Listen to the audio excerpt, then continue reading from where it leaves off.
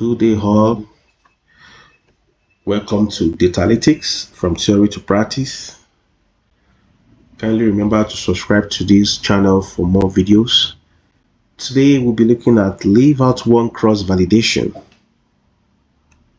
Previously, we started with cross validation and with k-fold cross validation.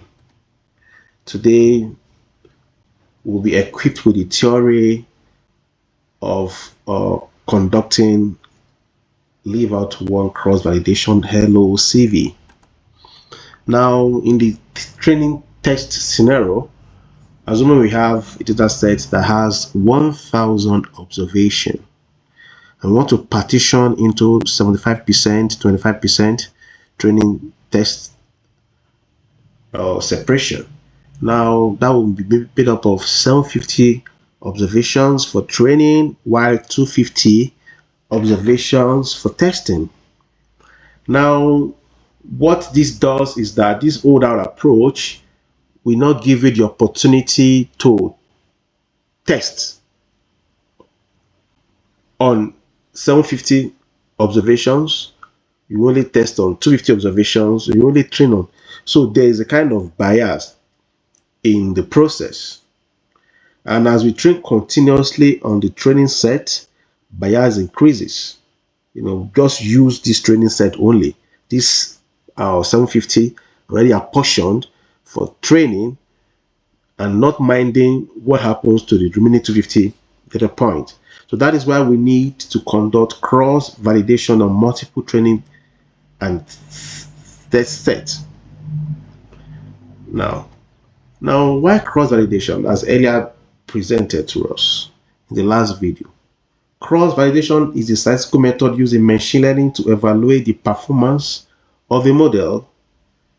Cross validation is primarily used to assess how well a machine learning model generalizes the unseen data. It involves splitting the data set into multiple subsets where the model is trained on one portion of the data and tested on another portion. Why use it? This cross validation we're talking about.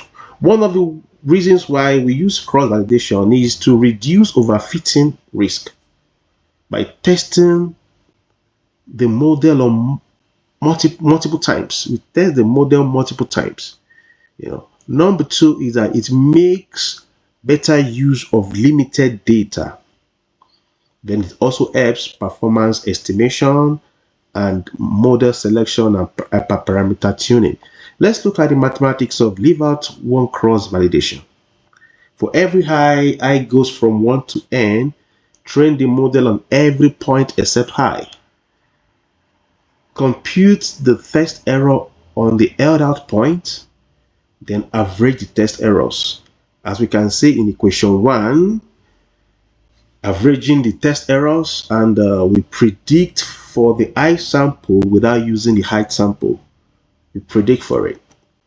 Now, this is the shortcut for averaging in the case of our linear regression model, and this equation 2 present to us how we average our test error. The equation 3 gives us the HI in equation 2, which is the leverage statistics as defined. Now let's look at LOCV, what it represents. Now, assuming we have a data set that contains up to, assuming 1000 observations. Now, looking at this, the blank one represents training set, while the one in brown represents the validation and eventually the test set. Now, the first observation here will be left out. Then the remaining data point will be set aside for validation and eventually testing. So now that's the next first iteration. You have leaving out one observation, go to the next. Then the next iteration, you go to the second observation, you test first observation and the remaining observations. 3, you go to the third one until you get to the end.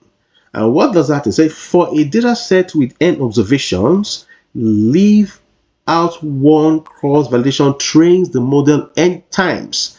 That is, every observation will go through the training and the testing procedure.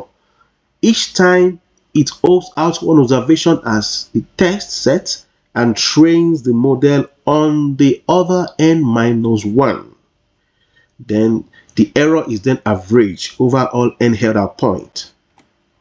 Now let's look at how do we distinguish between the CV error and the true test error.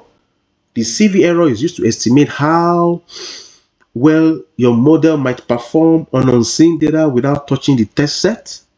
Then the test error is the actual performance of your model on completely unseen data calculated using a separate test set that was not used at all during the training or validation. Now let's look at that. Suppose we have a data set, you have a data point, a data that involves D1, D2, D3, D4, D5. What we do is that we train on D2, D3, D4, D5 and validate on D1. For the second iteration, we train on D1, we leave out D2 for validation, D3, D4, D5, and it goes on and on like that. Now let's look at this example. In this example, we have a data set that contains 15 observations. Now looking at these, we'll test on the first observation, we train on the remaining. Then the next iteration, we'll test on the second observation. Then we train on the remaining, and it goes on and on up to the nth term, which is 13, the last term. Now, what's the summary? The summary of this is that the true test is what we ideally want to know, right? The LO CV error and the K-fold CV are ways to determine it using the data efficient method. LO CV is nearly unbiased, can have high variance. Now, looking at this place, at that point, each testing we have its own error. That is what we are going to average. Just like we have in this formula, equation 1 here, that we average it for every test error we have. So we average it based on our n. If our n is 1000, so that'll be 1 over 1000, then up to, and that's what we have. So now looking at choosing optimal model, obviously a model with minimum cross validation error usually have small test error and is the desired model. Now looking at LOCV versus K-fold, K-fold is usually better for selecting models because it provides a more stable estimate of the first error than LOCV.